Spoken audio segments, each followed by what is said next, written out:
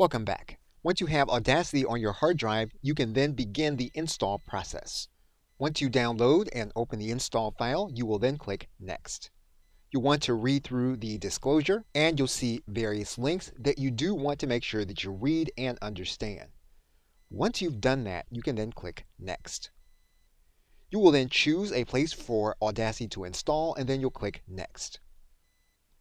And Audacity will start the install process. You'll then see other links for you to learn more about the most recent release of Audacity, as well as to be able to visit the user forum to determine solutions that may not be outlined in the software.